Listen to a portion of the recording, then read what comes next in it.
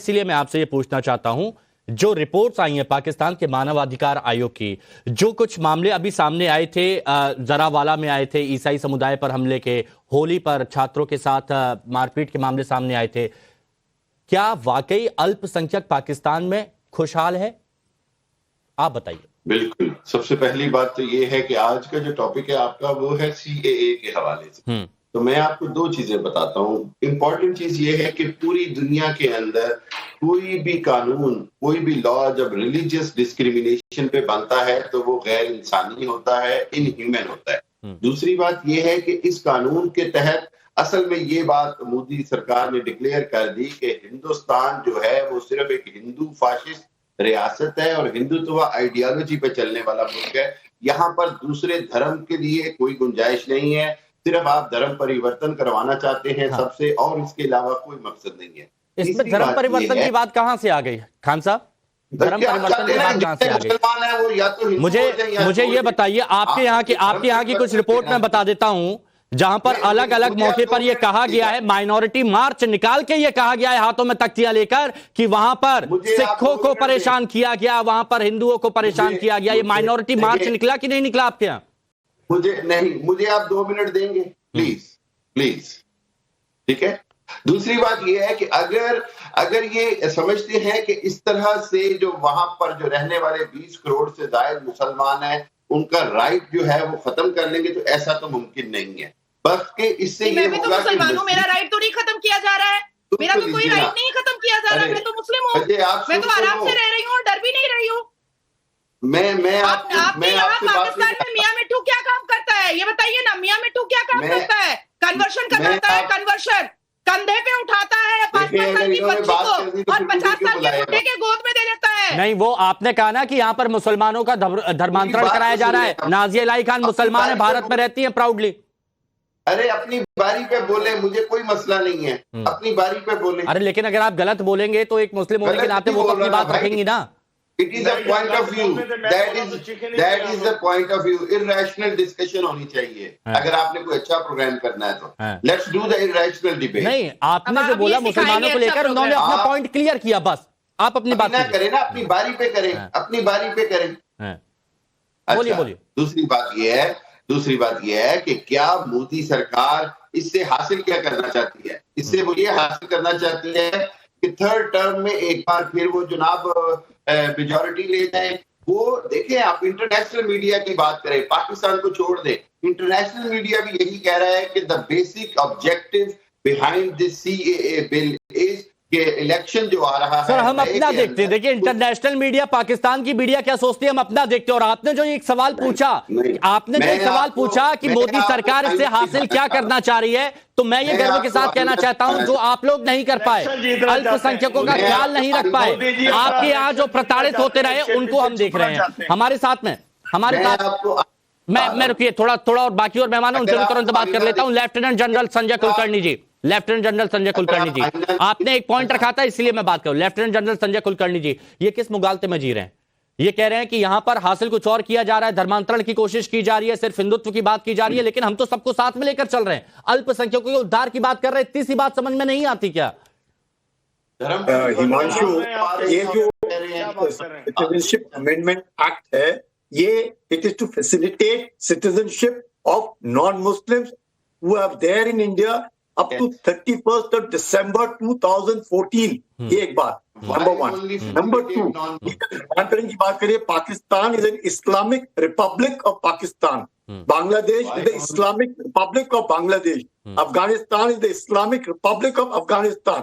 तो ऐसे इसमें कोई ये नहीं, जो भी है ये सिटीजनशिप दे रहा है, ले नहीं रहा है, नंबर 1। नंबर 2,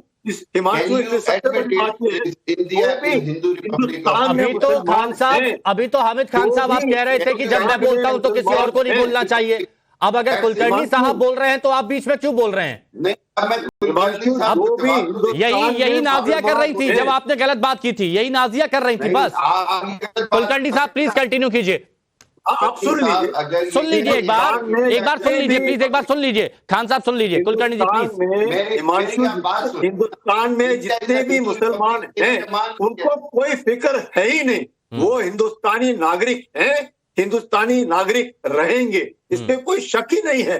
जहां तक ये बार बार वो कह रहे हैं हम नॉन मुस्लिम क्यों कह रहे हैं, अफगानिस्तान, पाकिस्तान और बांग्लादेश से जो लोग आए हैं, जो जिनको रिलीजियस प्रोसिक्यूशन हुआ है, और वो भी कट ऑफ डेट है 31 दिसंबर 2014। ये कहना कि साहब पाकिस्तान से मुसलमान जो आते हैं उनको आप शरणार्थी बनाएं, ये तो बहुत ही गलत बात होगी। कोई भी नहीं, हमारे कानून हमारे देश के लिए लागू है। अगर आप हमारा संविधान लेते हैं तो बात अलग है, आपका संविधान अलग है, हमारा संविधान अलग है, और हमारा संविधान सेक्युलर होने के नाते, एक जमहूरियत होने के नाते, सिटीजनशिप देने के नाते फैसिलिटेट, और जो भी अगर मैं ये कहूं पाकिस्तान से अगर कोई मुसलमान आया है, पाकिस्तान से जो मुसलमान हिंदुस्तान में आया है और वो नागरिकता हिंदुस्तान की चाहता है, वो अप्लाई करता है और उस एप्लीकेशन के द्वारा उसको नॉर्मल प्रोसीजर से मिलता है। लेकिन 31 दिसंबर 2014 के बाद कोई भी हो, नॉन मुस्लिम हो या मुस्लिम हो, उसने सर्टिफिकेशन और नॉर्मल जो सिटीजनशिप अमेंडमेंट जो अपना कानून है 1955 के तहत और जो अमेंडमेंट्स आए हैं उसके तहत वो अप्लाई करेगा। तो बिल्कुल, देखिए यहाँ पर बिल्कुल पारदर्शिता बरती गई है, लेकिन उसके बावजूद कुछ अलग आंकड़े क्यों पेश किए जा रहे हैं? मेरे को खान साहब, हामिद खान साहब, डॉक्टर हामिद खान साहब, मेरे को प्लीज सुनिए ना। ये माहौल, अच्छा एक मिनट डॉक्टर हामिद खान साहब, सुनिए एक मिनट कुल करने। डॉक्टर हामिद खान साहब, मुझे ये बताइए, आपकी हर बारीक से बारीक खबर पर नजर रहती है क्योंकि आप पत्रकार हैं। मुझे ये बता दीजिए, क्या ये गलत है कि जब एक रिपोर्ट यहां पर दी गई है माइनॉरिटी की तरफ से, मानवाधिकार की तरफ से, और उन्होंने इस बात को कहा है कि यहां पर हिंदू लड़कियों का भी जबरन धर्म परिवर्तन कराया गया है, क्या पाकिस्तान के मानवाधिकार आयोग की तरफ से रिपोर्ट पेश नहीं की गई है सिंध में? क्या इंडिया के अंदर गांव के गांव, अब आप ये बताइए, अब मेरे को ये बताइए ना, अब जब यहाँ पर ये सच्चाई सामने आ रही है तो अब सच्चाई सामने आ रही है तो आपको दिक्कत हो गई। मुझे बता दें कि इंडिया क्या गुरुद्वारे वहां पर नहीं जलाए गए? गुरुद्वारे नहीं जलाए गए? गुरुद्वारे नहीं जलाए गए? हत्या नहीं की गई एक सिख की? घर वापसी प्रोग्राम क्या है? धर्म परिवर्तन के अलावा क्या है? आप लोग हकीकत देखना नहीं चाहते हैं। देखिए, एक सबसे बड़ी कमी शायद प्रोफेसर संगीत रागी इसका बहुत अच्छे से जवाब देंगे। प्लीज सर, एक बहुत अहम पॉइंट उठा रहा हूं सर, एक बात बताइए प्रोफेसर संगीत रागी जी, स्थिर सरकार नहीं है, कोई नियम कायदा कानून नहीं है, क्या ये एक बड़ी वजह है कि वहां पर अल्पसंख्यकों का शोषण होता रहा? नहीं, मेरे सवाल का जवाब देंगे ना। मैं आपसे लगातार आपसे सवाल पूछा, आप जवाब क्या देते हैं?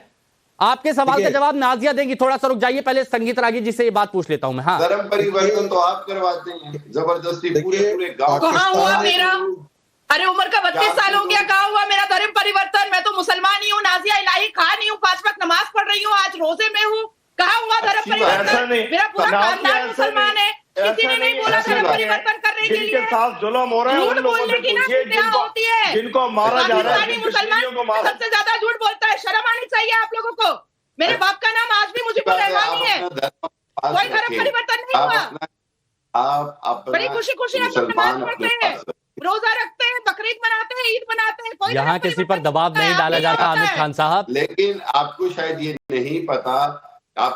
नहीं पता कि आप किस मजबूरी के साथ बोल रही हैं। मुझे पता है।